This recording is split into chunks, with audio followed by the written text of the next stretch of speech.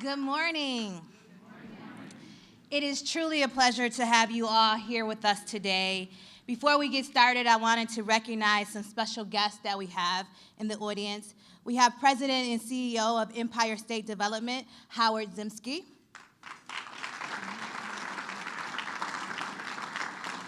We have New York State Department of Homes and Community Renewal Commissioner Jamie Rubin. President and CEO of the New York State Energy Research and Development Authority, John Rhodes. Commissioner of the Office of Temporary and Disability Assistance, Mr. Sam Roberts. Director of New York State Canal Corporation, Mr. Brian Stratton. Chairman of the New York State Liquor Authority, Vince Bradley. Interagency Coordinator for the Governor's Office of Nonprofit Services, Ms. Fran Barrett.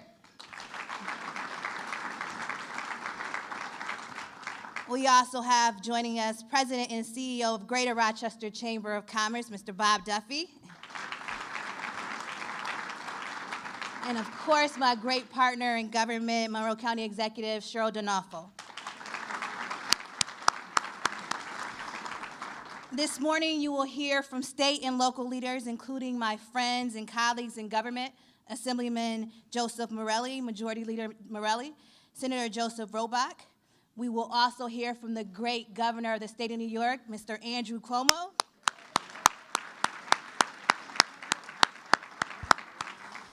And later today, you will hear from the Lieutenant Governor Kathy Hochul, who will introduce our keynote speaker, Dr. Elaine Kmart, a Rochester native. I told her welcome home, senior fellow at the Brookings Institute.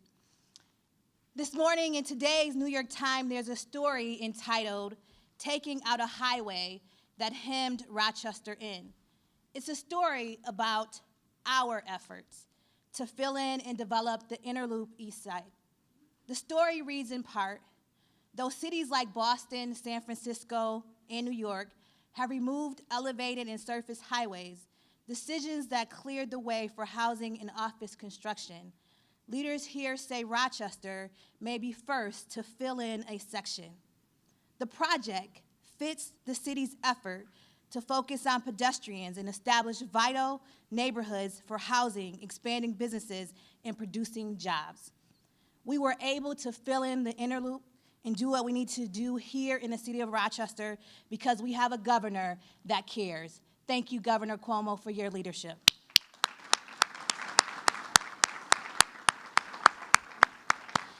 I don't use the term we by accident. Everything we've accomplished here in Rochester is a result of a strategy that brings together public and private leaders, invest in key industries and regional strengths, as always looking toward the future and not at our past. And we are not finished yet. Thanks to Governor Andrew Cuomo and many of you joining us here today, we are building on the progress by embracing the principles of smart growth and sustainability. And by doing so, creating more jobs, safer and more vibrant neighborhoods, and better educational opportunities, not just downtown, but all over our city. Rochester, our future is indeed as bright as our past, and I hope you are as excited as I am to be part of our exciting future.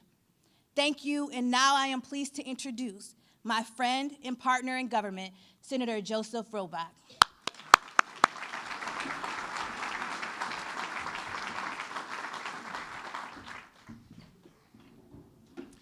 Good morning, everybody. I'm delighted to be here this morning, and with all my colleagues in government and you, I want to especially point out my Senate colleague, Rich Funke, who's such a great working partner, but we want to start out by thanking the governor and all these experts who are here today. This is important. We don't have to tell you, jobs, jobs, jobs is the name of the game, and when we can couple that and try and get the expertise from people in our region of how we can try to create jobs by expanding and growing existing green technologies or trying to develop new ones or ones that haven't been that utilized, critically important. So this is a a great initiative. We're very, very happy to have it in Rochester. I see so many people, you know, whether it's expanding geothermal, whether it's fuel cell. I see Dan Maloney here. Things that might grow here, those acorns, if those technologies grow, can be critically important to us, not only for the technology part and not only for the green part, but certainly for the jobs as well. But there's no question, it is a dialogue in the whole country.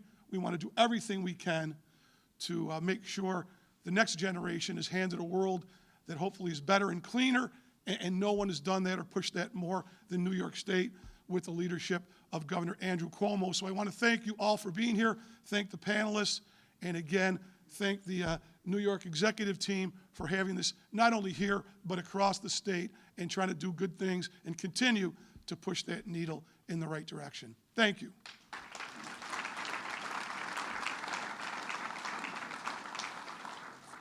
It is now my pleasure.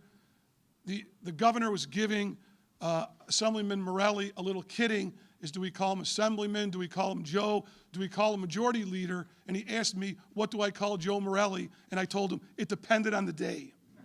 So it is now my great pleasure to introduce what I should call him, a hardworking partner in the State Assembly, the Majority Leader of the Assembly, Joe Morelli.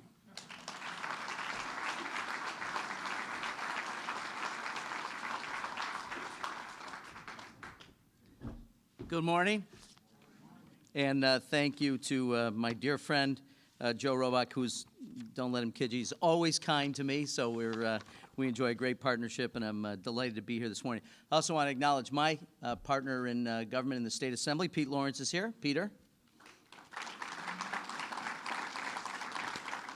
And I'm so excited to be here to discuss what the future holds for Rochester and the Finger Lakes region, and I want to thank the governor, as my colleagues have done, for his leadership in putting this together, which I'm sure will be a very productive session. I look out at all the faces here. This is highly attended. There's great excitement about this. As we all know, the governor has been an extraordinary advocate for upstate New York over his years as governor, and I am personally grateful for his unwavering support to our region, the Finger Lakes region, what he has done for Rochester. Thanks to his partnership, we're making significant strides towards revitalizing our economy, growing jobs, and securing a brighter future for our region. We've seen unemployment drop, number of good-paying jobs increase as we've invested in industries like photonics, smart manufacturing, and advanced manufacturing, which will pay dividends over the long haul. And the state has been a critical partner in this effort, thanks to the leadership and the vision of Governor Cuomo. And I've mentioned, I'm sure many times at podiums like this, how much the governor not only is talking about it publicly, but privately. Every conversation I think I've ever had with him has surrounded and discussed and revolved around the conversation of creating for upstate New York opportunities for growth and expansion. So I want to thank the governor for his continued work, and it's on display again today with this Regional Sustainability Conference, where we'll be able to work on the momentum that will be built here today with smart growth and continuing to develop solutions that will keep our region moving forward. And building on that momentum is particularly appropriate in Rochester, where we have the Golisano Institute on Sustainability, our IT Sim Center. I'm sure Dr. Nasser is here somewhere, there he is, world-leading expert on sustainability, and we appreciate the work that he's done and our IT's done, as well as Eastman Business Park's revitalization, which is another step towards that sustainable growth in the future. So the state has continued to invest in it. Its leadership under the governor has been unparalleled. We care about a sustainable, cleaner environment and a greener New York, and make this a top priority as we lay the groundwork for a stronger economy and more jobs. And we can only do that by coming together and working together as one. And the person who made that all possible is the governor. As I said, his unwavering devotion and leadership on this subject of sustainability and growing this economy in our region is going to go down in history as one of the great turning points, I think, in upstate New York's redevelopment and rejuvenation. And without further ado, let me introduce my dear friend, the Governor of New York, Andrew Cuomo.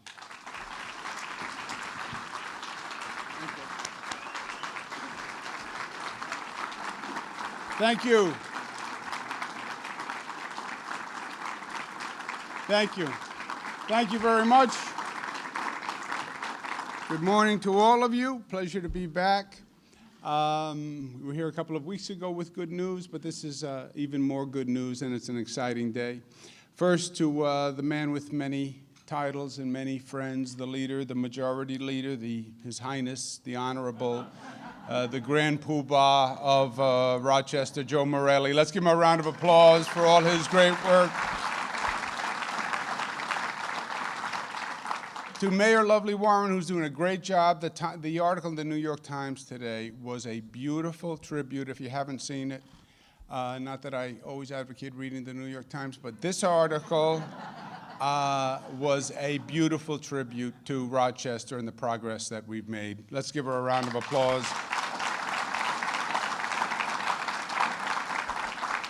To Senator Joe Roback, our partner, who's doing a great job. Pleasure to be with you, Joe. Let's give him a round of applause. Senator Rich Funke, pleasure to be with you. County Executive D'Onofrio, it's a pleasure to be with you. To Bob Duffy, who was a phenomenal lieutenant governor. I miss him every day, but he's home doing what he loves, working for Rochester. Let's give him a round of applause.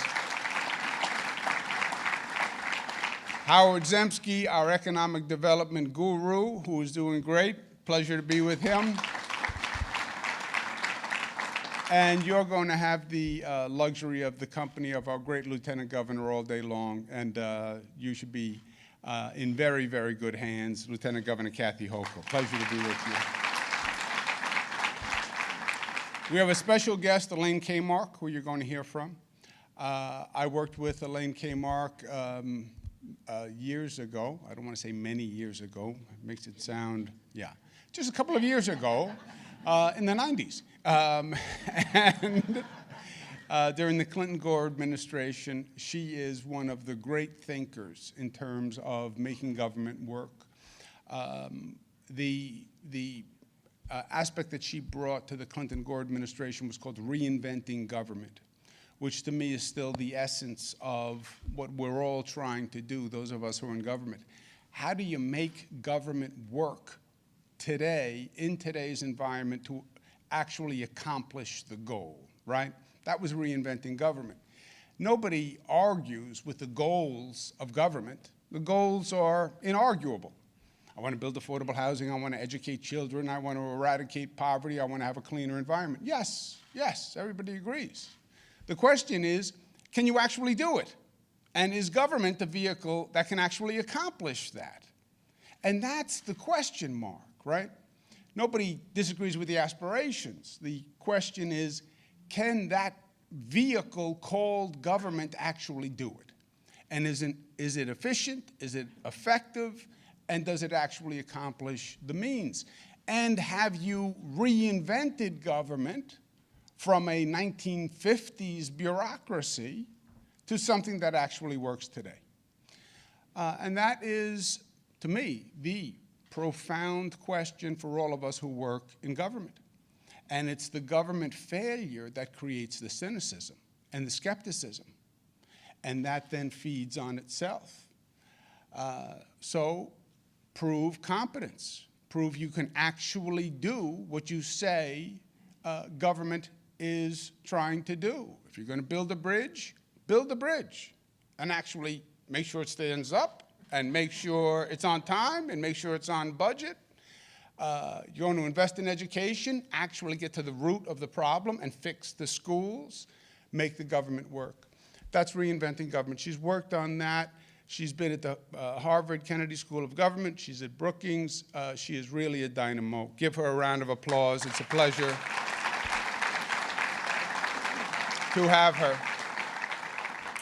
And it's a pleasure to be with all of you, because you are the people who are actually going to make this happen. You are actually going to do it, right? This is not about talking, thinking, contemplating. We are at a moment of great possibility and great resources. And it's literally up to you to make the difference. And it reminds me of the story of the farmer and the flood. I don't know if you know this story, but it's apropos. You'll see why at the end. The county officials have looking at the weather forecast, and they see a forecast that says there's going to be a lot of rain coming over the next few days. And they were very concerned about this weather forecast. And they watched it and they prepared, and sure enough, it started to rain, and it was raining for days, and now there were several inches of rain out there. And they had these big trucks, and they got in this big truck, and they go out to a rural part of the county, and they go to a farmhouse, and they knock on the door, and the farmer comes to the farmhouse door, and they say to the farmer, look, there's a flood, there's a lot of water, we think it's going to get worse. Good news is we have a truck, we can take you and your belongings to safety. And the farmer looks back at the county officials and says, no, I'm a God-fearing man. I go to church every Sunday. The Lord will take care of me. And they have a little more banter back and forth, but they leave. Sure enough, it keeps raining. It's raining. It's raining. Now there's 6 feet of water. But the county officials, very industrious, like Cheryl's team, they have boats. They get in the boat. They go back out to the farmhouse in the boat. And they find the farmer on the farmhouse, and they say to the farmer, we told you it was going to keep raining and there was going to be a flood and it's dangerous, but we have a boat, we can take you and your belongings to safety. And the farmer says, no, I'm a God-fearing man, I go to church every Sunday, I'm sure the Lord will take care of me. And they go back and forth a little bit, but there's no convincing the farmer, and they leave. Sure enough, rain keeps coming. The dike breaks, and now there's a total flood. And the farmer is standing on the roof of his farmhouse, and the water is up to the farmer's neck. Only his head is above the water, and the waves are starting to lap at his chin. And just his head is above the water, and he's looking up at the sky. And he hears this great rumbling sound as he's looking at the sky, and the clouds start to part. And this great sound gets louder and louder and louder, and it's a helicopter. And it's the county officials in the helicopter. And they throw down a rope, and they say, grab the rope, and we will pull you to safety. With just his head above the water, he says, no, I'm a God-fearing man. I go to church every Sunday. The Lord will take care of me. They said, forget that. We heard that. Grab the rope while you still can. No, I'm a God-fearing man. I go to church every Sunday. Next scene, the farmer's at the pearly gates. And he meets our Lord. And our Lord says, well, welcome to heaven. And the farmer says, well, thank you. I guess it's better than the alternative. But I'm confused, the farmer says. You know, I was a God-fearing man. I went to church every Sunday. I thought you would take care of me. And our Lord looked back at the farmer and said, you're confused, I'm confused. I sent a truck, a boat, and a helicopter. What happened? You know, you're going to hear from all these great resources, but it's going to be up to you to make this happen. And I am very excited with where we are today. I was thinking of seeing Elaine in this situation. She's a Rochester native who's been all across the country, and we worked on these issues in theory in Washington for a lot of years, as I mentioned on the Reinventing Government. But the core reinvention, really the policy area that was always the hardest, was exactly what we're talking about today, urban redevelopment. How do you take an urban area, a middle-sized city, that has been lost in the economic transformation, and how do you bring it back? That's what Rochester is, that's what Buffalo is, that's what Syracuse, that's the whole upstate corridor. Worse in New York, like Ohio, Pennsylvania, Massachusetts, but worse in New York because in truth the state government was absent for a very long period of time in trying to help those upstate communities with the transition. But what do? And we spent months in Washington designing a program to do this that Bill Clinton actually then used quite successfully, called empowerment zones. And this is an evolution and a growth of that, what we call the Regional Economic Development Councils here. In Washington, there were two theories. There's a Republican theory and a Democratic theory. The Republicans, for urban revitalization, the champion was Jack Kemp, God rest his soul, from Buffalo, HUD secretary. He was a friend of mine. He was very kind to me. HUD secretary before I was HUD secretary. His theory was enterprise zones, was the Republican theory. The theory was reduce or relax the taxes in a geographic area, and businesses will go to that area by the force of the private market. They'll make an economic decision to go to that area just because the taxes are better. So take those urban areas of unemployment and enterprise zones, Jack Kemp said, make the taxes very, very low. You'll see businesses go there because of that tax environment. That will generate jobs. Democrats said, that's only half the solution. We don't want just businesses to go to these areas. We want the businesses to actually hire people in those areas as opposed to just import a workforce. So the Democratic answer was targeted jobs, tax credits, et cetera, that linked the benefit to actual employment. And that was empowerment zones.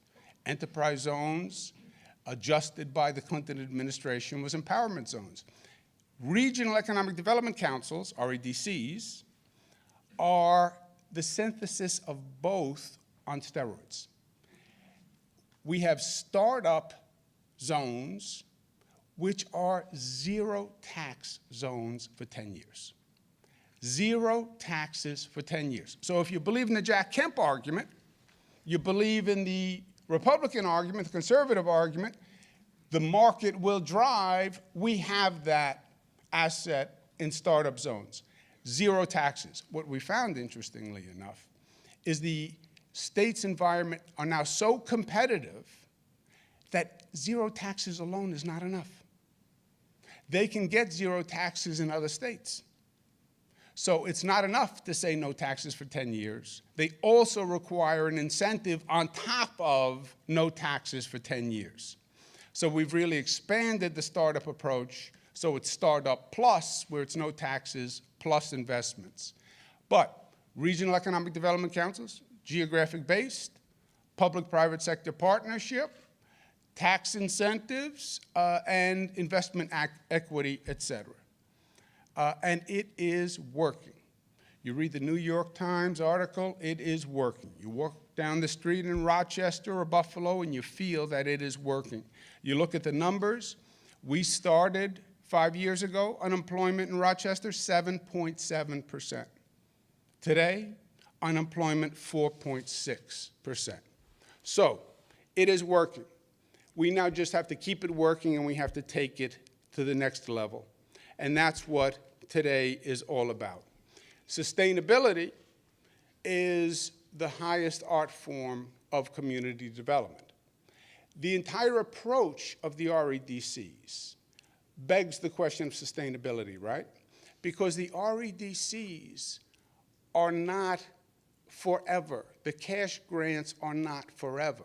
The concept behind an REDC is we will take investment capital, 500 million, 700 million, and we will use that to incentivize and jumpstart the economy.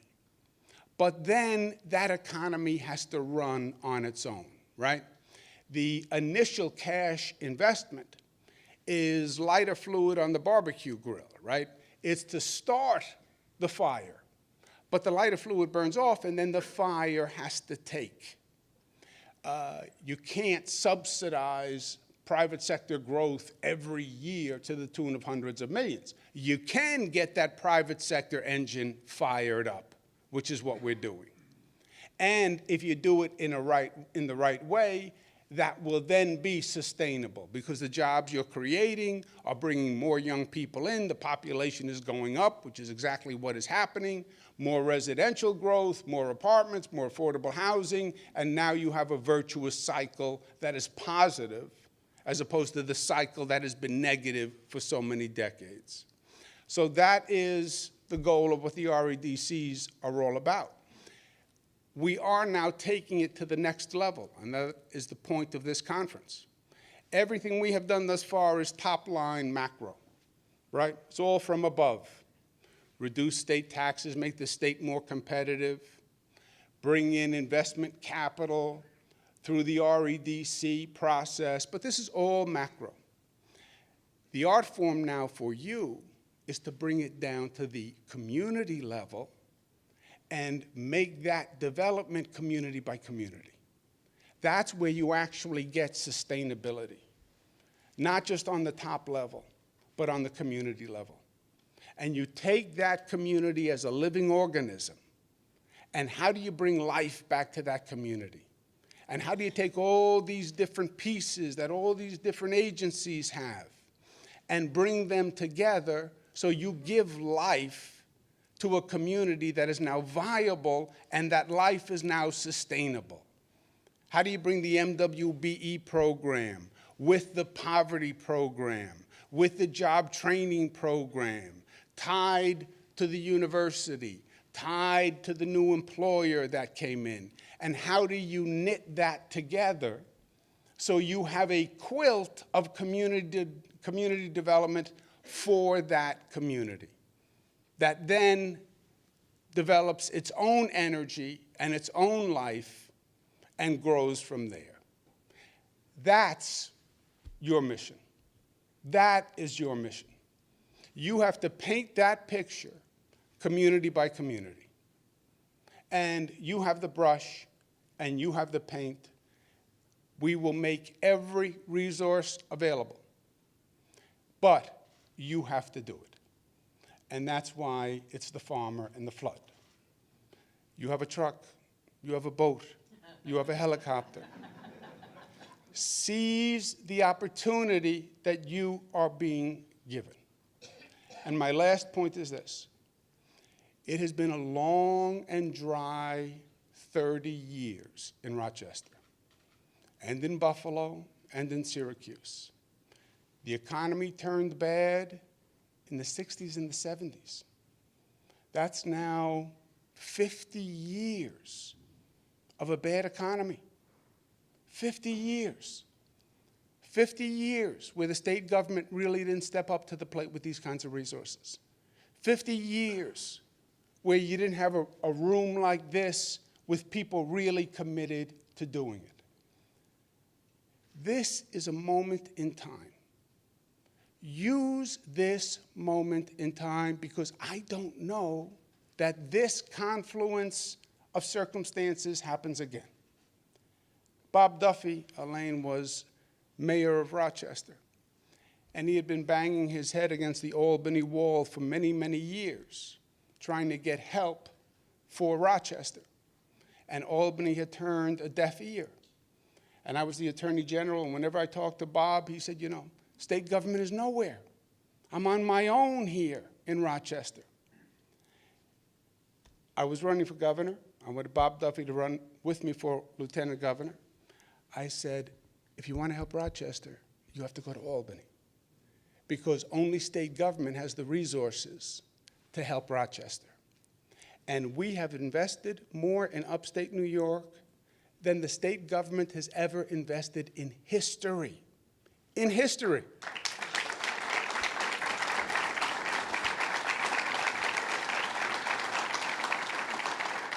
And I am proud of it. And I'm proud of it for upstate New York, and I'm proud of it for the entire state, by the way.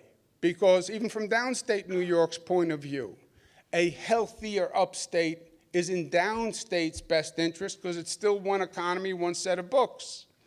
But this hadn't happened in many, many years.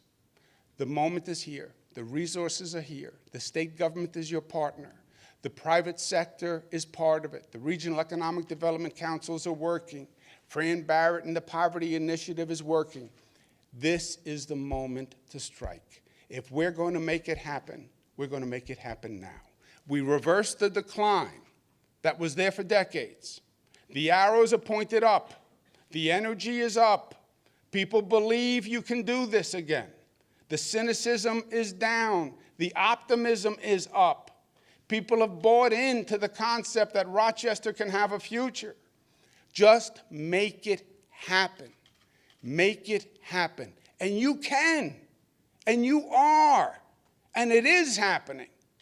Just take it to the next level. Thank you, and God bless you.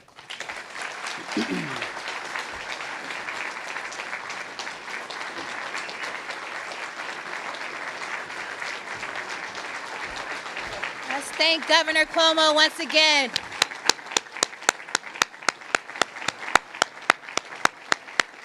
I can assure you that Rochester got in the boat when it first came. The Lieutenant Governor will be joining you shortly. Please let's give a governor a round of applause again and welcome the Lieutenant Governor when she comes.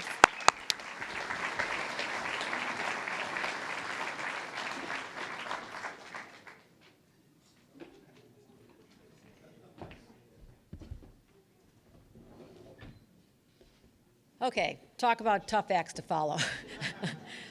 Everything he said, plus more, wasn't that inspiring? I mean, if you don't walk out of this room feeling the energy, the power, and the hopefulness that has left so many of us upstaters in the dark for years, I hope you're inspired by the governor's remarks, because I certainly am, and I think we're going to come out of this conference with a new sense of optimism that's going to just spread through this community, because I'm looking out here, I see so many of my friends and community leaders, and the impact that all of you have, the potential you have to take that message you heard here today and spread it out in the community. That's the power you have with you, and I hope you take advantage of that.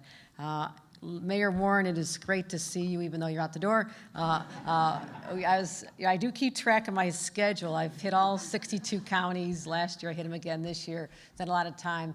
But please don't tell people outside the Finger Lakes that in the last week I've been to Rochester 3 times, Finger Lakes 9 times. I do spend a lot of time in this area, but it is a spectacular region, and we have so many assets. We talked a lot about the city of Rochester, which is just coming back in ways that never been foreseen, but also the entire region. I get down to talk about what we can do in Seneca Falls and Auburn, in our areas outside Monroe County, and it's a spectacular area.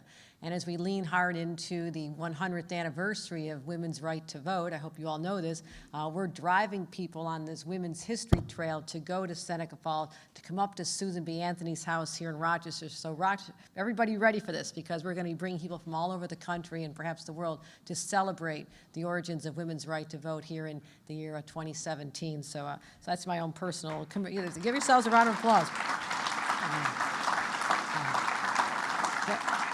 I do give a chance to see the entire state. As chair of the 10 regional economic development councils, I attend all their meetings. I'm at ribbon cuttings. I go to groundbreakings. I am really, truly all over the place. And yesterday, I want to just tell you, I was in Albany at the opening of the strategic team assessment implementation, or whatever it stands for, but the assessment teams that were doing the review of the proposals coming forward by the regional economic development councils. I was there at the beginning of the Finger Lakes REDC presentation, and I think you should all be very proud that, first of all, they are an incredible team. Ann left too? Okay, well, your co-chair, your brand new co-chair, Ann Kress from Monroe Community College, and Danny Wegman was there. Now, you'll be impressed with this. They're so cool that they actually had team colors. They all showed up wearing the exact same colors. I mean, Danny Wegman had this very flamboyant, no surprise there, flamboyant red jacket. Ann was dressed in red. All the guys had red ties, so they were trying to be like, we are one team for this region, and they did a fabulous job. So you need to know that they were in Albany just 24 hours ago making a presentation on behalf of this region, and they did a phenomenal job. And as you know, they've been very successful. They've been phenomenally successful, and in fact, more successful than most, because they're actually on top of the money for the past 5 years. They secured an Upstate Revitalization Initiative Award of $500 million. Finger Lakes region, give yourselves another round of applause for that accomplishment. So I have seen good things happen, and I can feel that this area is just on fire, and I hope you sense that as well. I do feel there's a great optimism here, but we need to continue not resting on our laurels, but moving it forward. And that is exactly why we've brought in some really true experts here today to let you listen to them and have some participation later with our panels. So that brings me to my introduction of Elaine Kmark. She's known for writing about presidential elections. I wonder if she's had any thoughts this year. We can ask her what she thinks about that. I'm sure there's a really probably a bestseller that's going to come out of this one, Elaine. So put me in early for my Amazon purchase there. She is an expert in governance, and the governor mentioned how influential she was during the Clinton administration, but she took her experiences there to Harvard as well, and she's a senior fellow in government studies, and as well as the director for the Center for Effective Public Management at the Brookings Institution as well. She's written books. She's a lecturer in public policy at the Harvard Kennedy School of Government.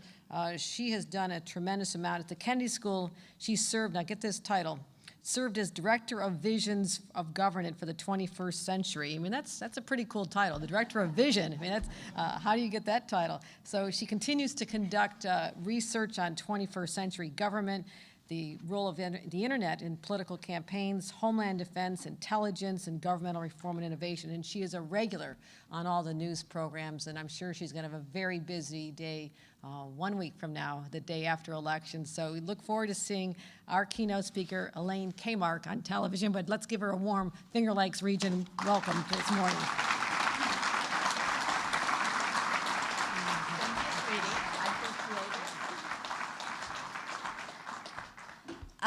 Good morning, everyone. It's just great to be here. I was born in Rochester. My grandmother came here from Sicily 100 years ago, more than 100 years ago now, and my other grandparents went to Geneseo and were farmers, also about 100, 120 years ago. So when I go back to Italy, I'm actually 100% Italian, but of course don't speak anything. So there you go. It's funny because over the years I'm back to Rochester all the time, weddings, funerals, 50th wedding anniversaries, birthday parties, etc. And when I came in this time, and honest to God, I hadn't seen the New York Times piece. I came in this time and I thought, something's different. It just looks different. Something looked different. And then I saw the New York Times piece and talked to everybody. So congratulations. I mean, it's really looking great. You're doing great work. This is what government is about and what the public-private partnerships are all about. I write about the presidency, but it's not unrelated to this because it is about leadership. And I start with my thoughts about the presidency, which are really applicable to any leader, a governor, a mayor, a CEO of a company. There's three parts to it. It's very simple. Getting the policy right, in the private sector getting the product right, communicating it, and then implementing it, making sure that when you make that car, the doors don't fall off. Okay? That's really important. I think what's happened to modern American presidents, however, is that they have spent a lot of time communicating. They have spent a lot of time talking, and they haven't spent as much time as they should on the implementation of policy, making sure it goes right. And so in my latest book, I talk about a couple great big crash and burn failures of presidents. I talk about Hurricane Katrina.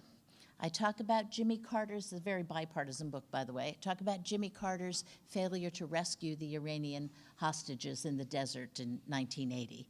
I talk about President Obama's, the meltdown of his health care plan in 2013. And I try to, and several other stories, obviously George Bush's Iraq invasion. And I try to weave through them the following message. Presidents are so busy going on television, traveling, et cetera, that they are not spending enough time understanding the government that they run. Now, it's hard enough for a governor or a mayor to understand your permanent government. The President of the United States inherits a government, 2.7 million civilians, 1.5 million uniformed military. The amount of land that the president, the federal government owns is equal to the size of Tennessee. It's a pretty big thing, and like it or not, it's a pretty big thing. Whenever anything's that big, something is going really right and something is going really wrong at exactly the same time. And of course, presidents tend to miss that because they come in with their partisan lens on.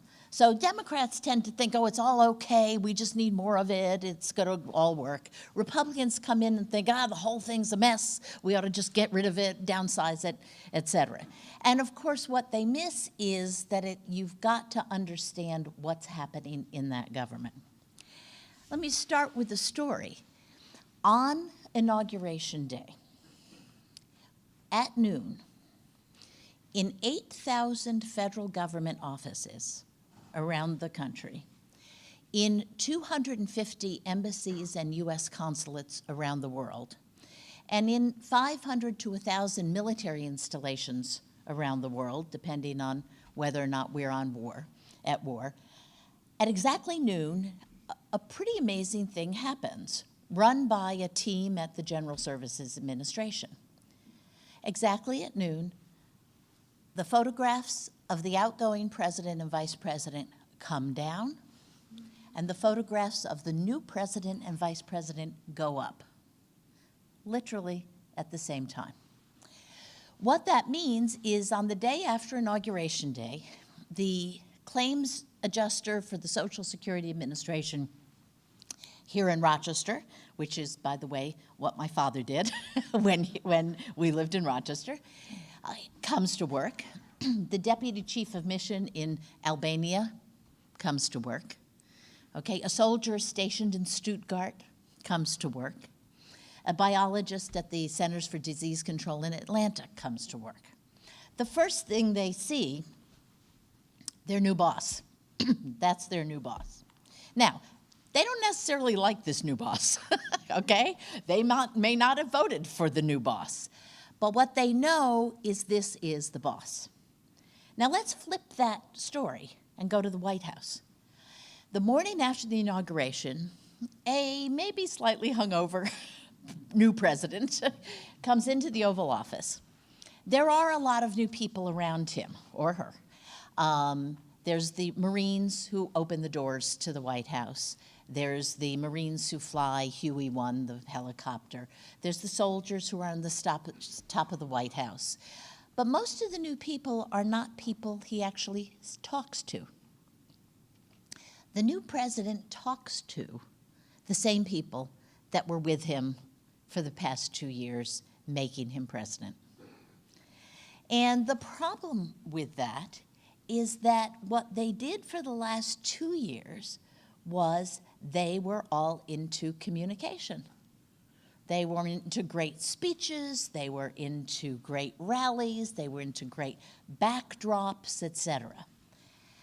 Their job now changes dramatically, and yet people, being people, tend to continue doing what they've been doing. So suddenly they have to do things and make it happen and make it work. And what all the presidents that I talk about in this book, Democrats and Republicans, have done when they have failed is they have failed to understand implementing policy. They have failed to understand how to make it actually work. And we look at these failures and you say, well, those helicopters in the desert, they failed because there was a dust storm. Well, in fact, they failed because there was a failure of the services to be able to run a joint mission. There were 4 decades of high-level military commissions before Jimmy Carter ordered that mission that said the U.S. military is incapable of joint operations, cannot do joint operations, they need reform. 4 decades. There was also a diminution in special forces. There were basically no special forces when Jimmy Carter ordered this. And yet, so he's facing a government with no capacity, but he has to go ahead with the policy.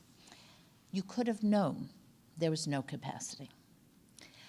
Go to Barack Obama with the website failures.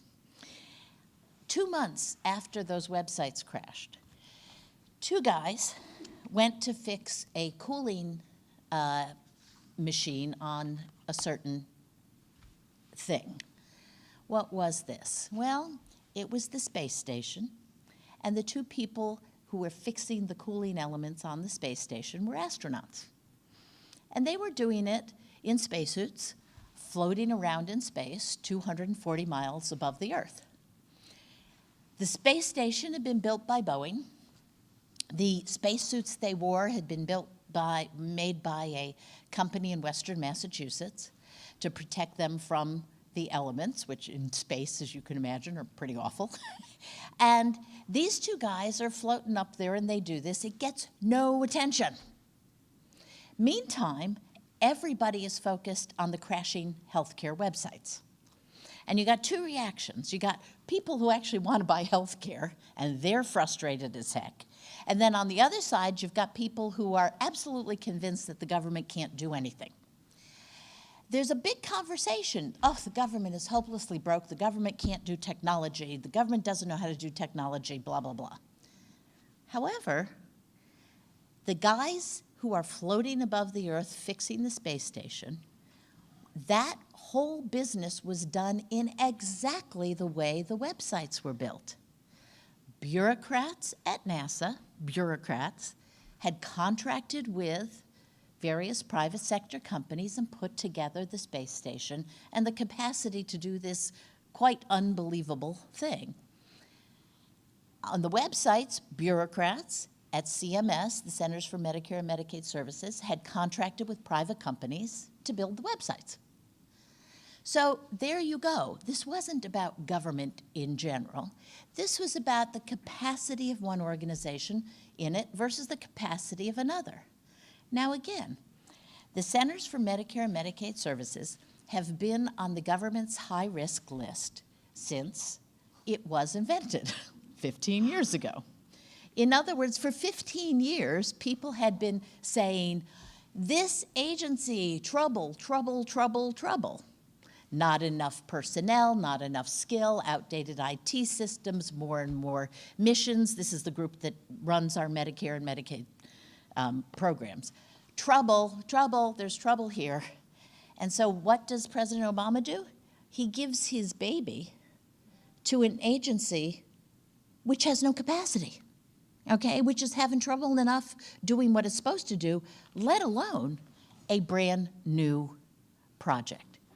And so the lesson here for presidents, and it is also a lesson for all executives, although most are closer to the ground than presidents are, is that once you get in trouble, it doesn't matter how silver-tongued you are.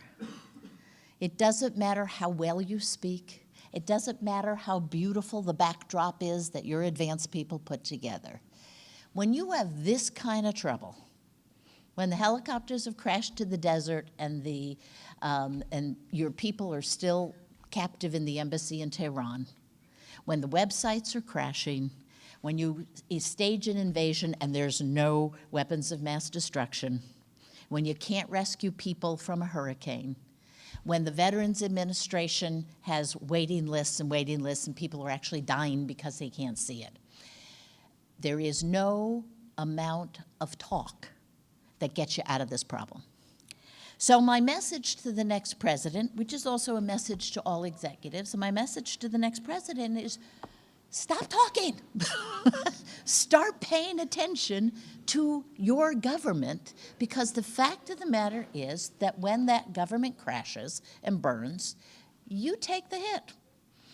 Sure, Obama wasn't writing code, right, for the websites, and sure, Jimmy Carter wasn't flying the helicopters, and sure enough, George Bush wasn't, in fact, running around Iraq looking for the weapons of mass destruction, but the fact of the matter is, they all took the response, they all got the blame, and they will get the blame because, as Harry Truman famously said, the buck stops here. So that's my plea. It's a leadership plea that's relevant to everybody as well as to presidents. And it is for the presidency to spend more of his White House staff on what I call horizon scanning, looking out over these agencies and understanding who's in trouble and who's not in trouble and actually maybe knows things you need to know and things that could keep you from getting in trouble. And all of this is about respecting and fixing the government, the permanent government that you run. We like to dump on the bureaucracy in this country. We spend a lot of time doing that. But the fact of the matter is I've consulted in more than 30 countries around the world, and show me a country that doesn't have a permanent bureaucracy, and I'll tell you a country that's an awful mess, and none of you would want to live there. Okay, so this big yucky thing, the bureaucracy, is one of those things that we love to hate. But in fact, I promise you, you don't want to live in Zambia or any place that doesn't have a professional bureaucracy. And so that's why I wrote the book. I wrote the book to improve presidential leadership and to, in fact, talk about leadership at all levels. And I want it to focus on implementing policy so that, coming back to Rochester, somebody like me, having last been here for my uncle's funeral 2 years ago, when I drive into the city, I can actually see the progress. The mayor making a good speech and telling me is not nearly the same as reality. In the end, good government is about the reality of how people's lives are, how places look, how they feel, how their citizens are. And I think that's why Governor Cuomo has done such a wonderful job with these councils, and I think that's why all of you have such great work to do in front of you. And congratulations. I really did see the difference. Thank you.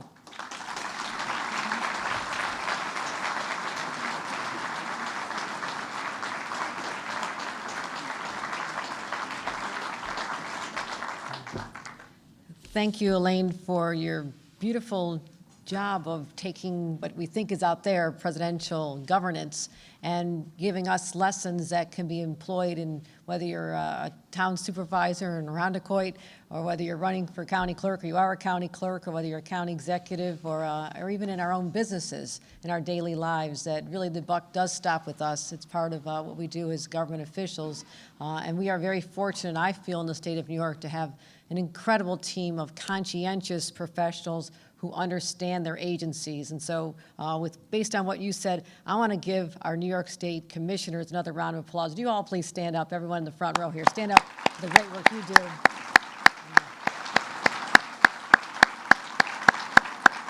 Thank you. Thank you. I can guarantee they're not out there. They do give great speeches. I've heard them all. They do give great speeches, but they are actually very hands-on, and that is why we get it right here in the state of New York. But thank you for the reminder of the responsibility that's on each of us.